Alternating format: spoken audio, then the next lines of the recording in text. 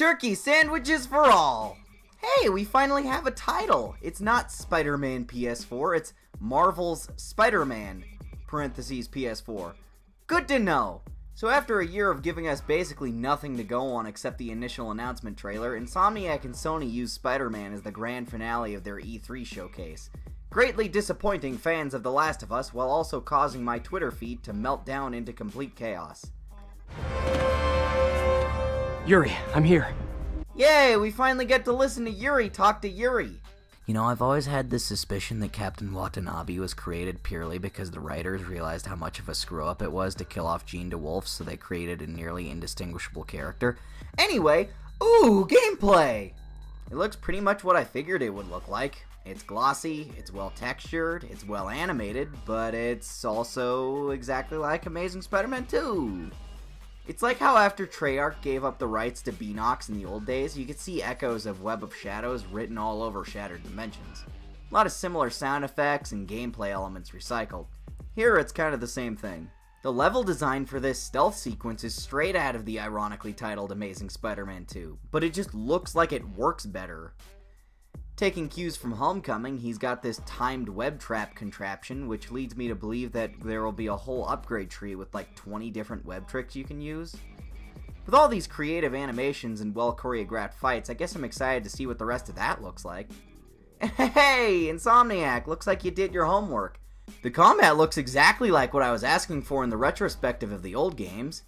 He uses spider sense to get out of the way, he uses web strikes to add some verticality to the ass kicking, and his punches don't feel cartoonish. It looks and sounds heavy and believable, and he's not shooting Hadoukens and lasers out of his fists. I noticed that instead of trying to use an Arkham-style counter button, he just slows down time for a bit to react to whichever enemy highlights in red. It's sort of like in Spider-Man 2 when it would highlight dangerous shit with a circle so you could dodge it way faster. I just hope it isn't like Spider-Man 3 where you can just keep spamming the spider sense thing and the fights look kind of awkward because it's beaming in and out of slow motion so quickly.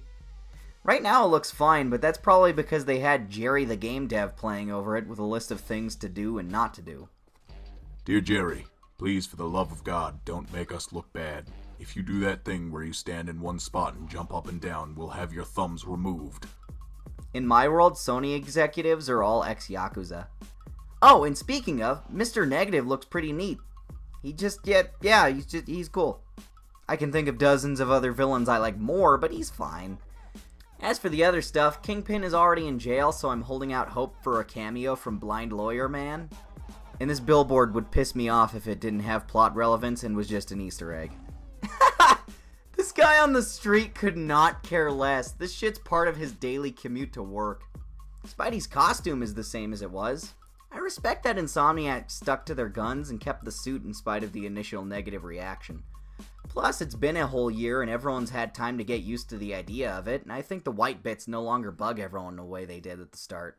Of course, I could probably just be making that up. Do you guys still hate the suit or what? Now, the two big points of controversy I'm seeing are the quick time events and the swinging. The QTEs look super fancy, but they're kind of plentiful, and the hopeful optimist in me wants to think that it's just frequent in this section only. They're really well animated QTEs, and the action sequences they affect look amazing, but that still doesn't excuse from the fact that they're lazy gameplay. At the same time, though, how can you have big, crazy, epic action sequences like this if you don't do QTEs? It would be a lot less engaging if these were just cutscenes, so it's a bit of a catch-22. I think after I've played the whole game myself, I'll have figured out where I stand on these scenes for sure, but it's still really early and I'm leaning more on the side of not liking them. I swear, they just put this shot in the trailer so everyone can make it their background on YouTube and Twitter. The swinging is the hardest thing to talk about without actually controlling it. From what I can see, Peter looks kind of heavy and slow as he swings. There's very clearly momentum and physics involved, and I like that he has some weight to him, although most people are saying they want it to look faster. However, you guys are forgetting to take into account that this is being controlled by Jerry the game dev, and he's probably being instructed to not fuck with the controls and make it look bad.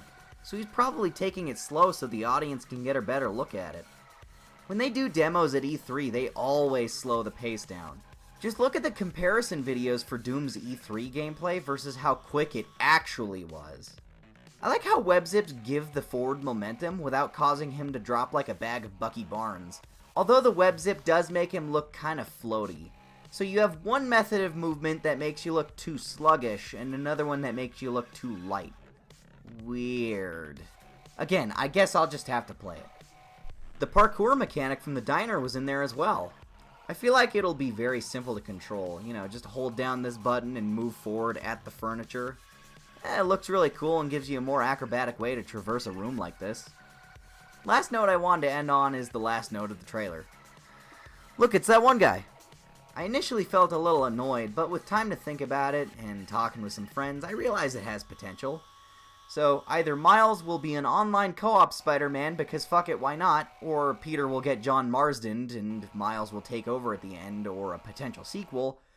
Or at the very least, he can be a DLC mission that's 2 hours long but costs $20. Or some combination thereof. That's what I'm guessing. Plus, Miles has a chance to be well written and interesting for once because Bendis isn't on the project, having him go, "Gee, I wonder what Peter would do," every 30 seconds. Okay, Miles fans, don't think you're not allowed to be psyched about him just because I'm not really. And people who don't like Miles, don't boycott the game over him or something drastic. That's just dumb. All in all, I'm in the same boat as everyone else. I'm mostly happy with what I'm seeing and I look forward to more. But as we've discussed, temper your expectations a little, guys. We don't want to have another Arkham Knight debacle. Okay? Okay. Okay?